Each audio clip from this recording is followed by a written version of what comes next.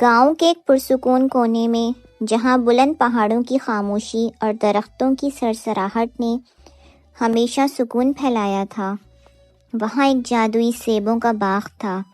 یہ باغ نہ صرف زمین کے قدرتی حسن سے بھرپور تھا، بلکہ اس میں خاص راز چھپا ہوا تھا جسے صرف چند لوگ ہی جانتے تھے۔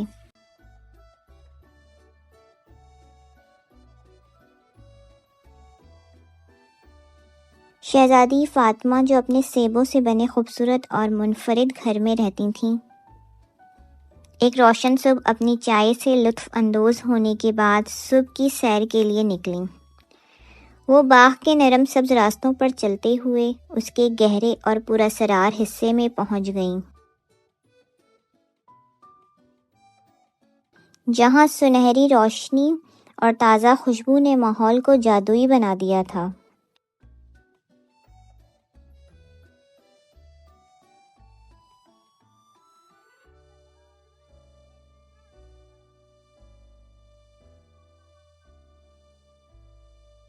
شہزادی فاطمہ حسن اور وقار کی تصویر تھی۔ اس کے سنہری بال سورج کی کرنوں کی طرح چمکتے تھے، جو ایک خوبصورت سرخ ربن سے بندھے ہوئے تھے۔ اس کا لباس جو شاہانہ اور دلکش تھا، سنہری دھاگوں اور سرخ سیب کے خوبصورت نقوش سے مزین تھا۔ وہ جادوئی باغ کا حصہ لگتی تھی۔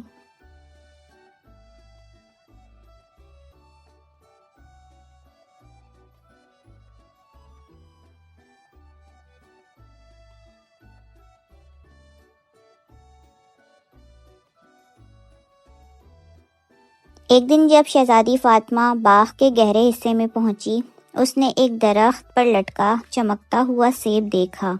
یہ سیب دوسرے سیبوں سے مختلف تھا۔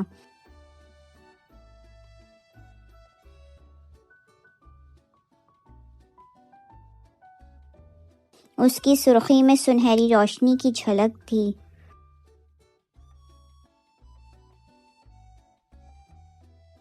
جیسے ہی شہزادی فاطمہ نے اسے چھوا، ایک نرم جادوئی روشنی نے اسے گھیر لیا اور ایک بوڑھی عورت ظاہر ہوئی۔ وہ پراسرار لباس پہنے ہوئی تھی اور اس کے ارد گرد روشنی کا ہالہ جگمگا رہا تھا۔ اس پراسرار عورت نے بتایا کہ یہ سیب ایک سچی اور بے غرض خواہش پوری کرنے کی طاقت رکھتا ہے۔ شہزادی فاطمہ نے اس پراسرار عورت کا شکریہ ادا کیا کہ اس نے اسے اس جادوئی سیب کے بارے میں بتایا۔ فاطمہ نے سیب کو اپنے قریب کیا اور گہرے دل سے اپنی خواہش کا اظہار کیا۔ جیسے ہی اس کی آواز فضا میں گونجی، سیب سے سنہری روشنی نکلی اور باغ اور گاؤں میں پھیل گئی۔ روشنی کے پھیلتے ہی گھروں کی کھڑکیاں روشن ہو گئیں، پھول کھلنے لگے اور گاؤں میں خوشی اور جشن کا ماحول پیدا ہو گیا۔ فاطمہ کے دل میں سکون تھا، جیسے اس نے نہ صرف اپنی بلکہ اپنے گاؤں کی خوشی کی دعا کی ہو۔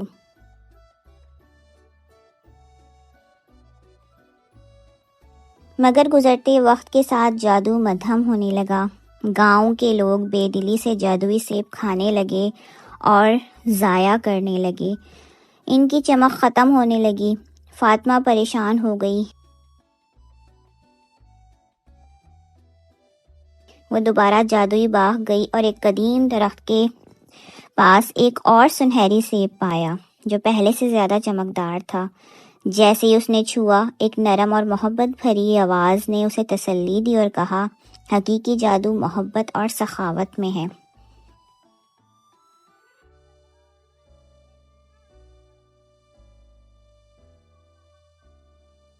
یہ سنتے ہی فاطمہ نے گاؤں کی لوگوں کی مدد کرنی شروع کر دی۔ اس نے غریب کسان کو سکے کی تھیلی دی، جس سے اس کے بیمار بچے کی حالت بہتر ہونے لگی۔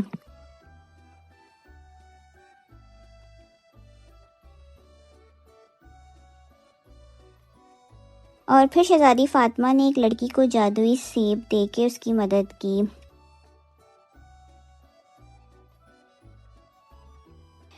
گاؤں والے شہزادی فاطمہ کی سخاوت اور محبت سے اتنے متاثر ہوئے کہ وہ شہزادی کے خلوص کی گواہی دینے لگے۔ ایک دن شہزادی فاطمہ کو ایک غار میں ایک قدیم کتاب ملتی ہے جس کے سرور پر ایک چمکتے ہوئے سیب کا نشان تھا۔ جب اس نے کتاب کھولی تو سنہری روشنی غار میں پھیل گئی۔ کتاب میں لکھا تھا، جادوئی سیبوں کی طاقت صرف محبت اور سخاوت سے برقرار رہ سکتی ہے۔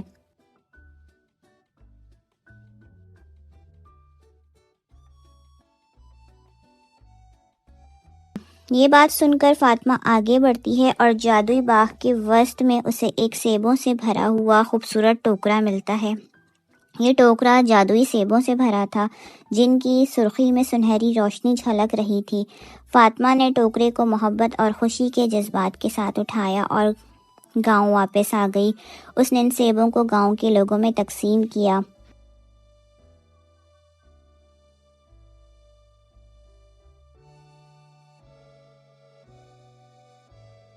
اور جیسے ہی لوگوں نے سیب کھائے، گاؤں میں خوشی کی لہر دوڑ گئی۔ پھول کھلنے لگے، گھروں میں روشنی آ گئی اور ہر طرف مسکراہٹیں اور ہنسی گونجنے لگی۔ آخر کار فاطمہ نے جادوئی باغ میں کھڑے ہو کر اپنے گاؤں کو دیکھا۔ سنہری سیب اس کے ہاتھ میں چمک رہا تھا اور وہ جانتی تھی کہ اس نے دنیا میں محبت، امن اور خوشی پھیلانے کی اپنی کوشش کامیاب کر لی ہے۔ گاؤں کے لوگ اس جادوئی باغ کی چمک اور اس کی کامیابی کی گواہی دے رہے تھے، جو شہزادی فاطمہ کی آنکھوں میں خوشی کے آنسوؤں کی صورت جھلک رہی تھی۔